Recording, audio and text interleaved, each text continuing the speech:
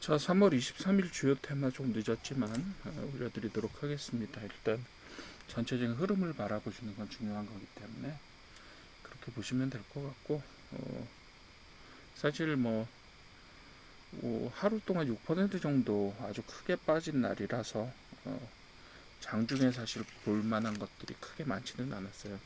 그렇긴 하지만 일단 원유 가격이 오르고 나프타 가격이 오르고 있다. 나프타는 거의 공급이 조금 어렵다라는 이야기 때문에 수출 제한을 걸지 않느냐 뭐 이런 얘기까지 나오고 있을 정도니까 굉장히 좀 상황이 쉽지는 않다라는 판단이 장중에 있었고, 오늘 아침이죠. 오늘 아침 몰래 48시간 유예를 두고 호르무즈 해협을 풀지 않으면 발전소를 다 날려버리겠다라고 하는 트럼프의 공언이 있었습니다. 그렇지만 후에 나온 소식이긴 하지만 어제 저녁발로 무슨 얘기가 나왔냐면 5일간의 기간을 유예하겠다 뭐 이런 이야기들이 나왔기 때문에 실제로 강력하게 상승장으로 출발할 것으로 보이긴 합니다만, 어쨌든 3월 23일 주요 테마 간단하게 설명드리자면, 하나는 기술적인 문제고요. 하나는 기술적인 문제고 하나는 유가와 관련된 문제입니다. 자, 일단은 탈플라스틱주 그리고 광동진이 올랐는데, 광동진은 지난주에 OFC라고 하는 북미 최대의 광통신 관련된 컨퍼런스가 있었는데, 일단 GTC에 밀려서 사실 조금 잠잠하기는 했죠. 어쨌든 간에 GTC와 굉장히 밀접하게 연결된 것이 광통신 기술이고, 이번에 엔비디아도 사실상 광통신에 대한 이야기를 매우 강조를 많이 했었습니다. 왜냐하면 이제 엔비디아는 단순하게 칩 제조 업체가 아니라 전체적인 시스템 제조, 그쵸, 렉 단위, 그리고 렉을 결합한 팩토리 단위 그렇게 얘기를 하죠. 그런 단위의 어떤 그 인공지능 생산 공장을 만들기 위해서는요, 실제로는 시스템과 시스템 간의 광통신 연결이 굉장히 중요하게 되는 거죠. AI 인프라 수요 증가가 되면 광통신 분야가 각광을 받을 수밖에 없어요. 왜요? 통신 속도를 구리선으로 감당이 안 되기 때문에 그렇습니다. 그리고 빛과전자 같은 회사는 OFC에서 실제로 차세대 대역폭, 광대역폭의 어떤 광통신 기술을 발표를 하기도 했고요. 그래서 여러 가지로 광통신과 관련된 부분들이 계속해서 주목을 받고 있는 게 사실입니다. 그렇지만 사실 조금 너무 많이 오른 부분도 없지는 않아요. 지난주에 사실상 광통신이 되게 많이 주목을 받으면서 우리로 같은 회사들은 제법 많이 올랐죠. 예, 그렇게 보시면 될 것 같은데, 우리는 그냥 취소가 올랐습니다. 근데 매출액 대비로 해서 지금 너무 많이 오르지 않았나 이런 생각을 조금 합니다. 시가총액이 2천억 정도로 올랐는데, 사실상 우리로 같은 회사는 매출액이 아직 400억, 그리고 자본총계도 390억 정도니까 실제로 PBR이 5 가까이 올라버렸고, 그리고 PSR도 5 정도가 되는 그런 상황입니다. 그래서 좀 많이 올랐다 이런 생각도 들고, 아직까지는 사실 적자에서 벗어나오지 못하고 있는 회사들입니다. 왜냐하면 통신이라는 부분들이, 광통신이라는 부분들이 계속해서 투자의 대상이 조금 되지는 못했었잖아요. 당분간은. 그렇지만 앞으로 조금 주목을 받게 될 것이다 라는 부분들 때문에 다시 주목을 받고 있는 거죠. 어떻게 보면 빛과전자도 지금 시가총액이 한 3,400억까지 올라와 있는데, 매출액 자체는 상당히 많이 감소를 많이 했죠. 매출액이 180억대에 불과합니다. 그러니까 회사 규모에 비해서 지금 실적이 되게 안 나오고 있는 상황이기는 해요. 물론 이제 2025년에 약간 반등하는 분위기를 타기는 했지만 그래도 300억대입니다. 지금 향후에 기술주로서 주목을 받고 있기는 하지만 조금 많이 올랐어요. 그런 부분들이 있다. 그러니까 기술적으로 어떤 발표를 한다고 하더라도 그것이 실적으로 과연 연결될 수 있는지를 좀 보셔야 돼요. 근데 자, 그러면 다 올라가고 나서 남들 다 먹고 났을 때 들어갈 틈도 없는데 그때 언제 들어가느냐 이렇게 말씀하실 수도 있겠지만, 투자는 도박이 아니잖아요.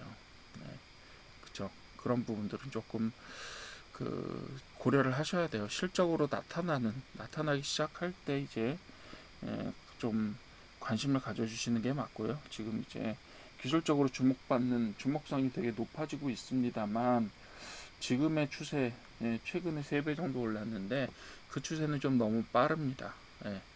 그래서 빛과전자나 우리로 뭐 이런 대표적인 업체들이 조금 더 주목을 받으려면 실적이 좀 받쳐줘야 되는 부분이 아닐까 이렇게 생각을 합니다. 뭐 실제로 광통신 자체의 시장이 커질 거라고는 생각은 들어요. 확실히 전체 시장 자체의 규모가 커질 거다라고 하는 부분들이 있습니다만 그게 실현되려면 지금 올라간 수준을 맞춰주려면 아마 시간이 조금 더 필요하지 않겠느냐 이렇게 생각을 하고요. 자, 나프타 가격 급등하고 탈플라스틱주 쪽은요. 세린비엔지나 삼룡물산은 아까도 말씀드렸지만 전에도 말씀드렸지만 이쪽은 플라스틱을 아예 벗어나는 쪽입니다. 그래서 종이 포장재나 이쪽 한국 패키지는 마찬가지고요.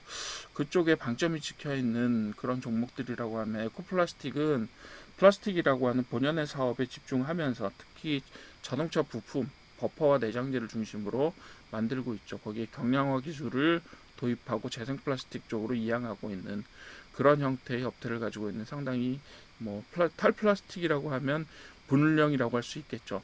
왜냐하면 자동차 범퍼를 종이로 대체할 수는 없는 거잖아요. 그렇지만 에코플라스틱은 재생 플라스틱으로 그걸 만들겠다라고 하는 거니까요. 어쨌든 자동차 부품주 뭐 이런 쪽들은 사실은 앞으로 자동차 부품 만들 수 있는 기술을 가지고 있는 회사, 경량 플라스틱 기술을 가지고 있는 회사에다가 재생 플라스틱이라고 하면 앞으로 ESG 경영이 점점 더 강화되고 서스테이너블한 성장, 즉 지속 가능한 성장들이 이야기가 될수록 점점 더 주목도가 높아질 수 있다라고 봅니다. 그래서 탈플라스틱이라고 했을 때 본격적인 영역은 사실은 에코플라스틱 같은 회사들이 가지고 있는 게 아니냐 이렇게 보여지고요. 그리고 앞으로 로봇 시대가 오고 그리고 피지컬 AI가 온다고 하더라도 그런 외장 관련된 기술들, 특히 범퍼나 뭐 이런 기술들을 정량 플라스틱 관련된 기술들은 지속적으로 주목을 받아야 되는 기술이라고 생각을 합니다. 그렇기 때문에 에코플라스틱 앞으로 조금 더 주목을 해주시면 좋을 것 같고요. 상당히 저평가되어 있기는 합니다. 다른 회사들에 비해서 또 저평가되어 있고요. 지금 근데 이제 문제는 에코플라스틱이 시설 투자 덕분에 지금 부채율이 상당히 높아요. 그리고 그 전환사채 같은 것들 좀 쓴 것이 앞으로 돌아올 것들이 있기 때문에 주가 희석에 대한 가능성이 상당히 있긴 합니다. 그렇긴 한데 어쨌든 계속해서 현대기아차와 함께 사업을 잘 해나가는 회사고 매출이 계속 성장하고 있기 때문에 지금 주가 자체가 뭐 되게 낮은 상태고요. 매출에 비해서 한 15분의 1 정도밖에 안 됩니다. 전체 시총이요. 그렇기 때문에 이런 회사는 수익을 올리기 시작하면 언제든지 부채 비율을 상당히 낮추면서 동력을 얻어갈 수 있는 부분이 있고 그렇기 때문에 좀 관심 종목에 넣어두시고 주목을 해주시면 좋을 것 같고요. 어쨌든 탈플라스틱주가 새로운 순환 주제 하나로 등장했으니 이것이 사태의 전환에 따라서 더 강력하게 움직일 수도 있습니다. 그렇지만 중동 사태가 진정되면 언제든지 빠질 수 있는 그 분야가 탈플라스틱이기 때문에 물론 지난번에 예전에는 정책주로 좀 등장하기는 했었습니다만 어쨌든 지금으로 보면 그 중동 사태와 관련해서 단기적으로 뉴스로 올라간 거기 때문에 새로운 정책 뉴스가 나오기 전까지는 아마도 중동 사태에 따라서 순환주로 가끔 등장하게 되는 그런 전체적인 종목들이 아닐까 이렇게 판단하고 있습니다. 그래서 3월 23일은 뭐 크게 상승 테마가 없었기 때문에 플라스틱이나 광통신처럼 규모들이 크지 않은 테마들이 좀 돋보였고요. 다른 테마들이 전부 다 이제 하락세였기 때문에 돋보였다라고 볼 수가 있겠고요.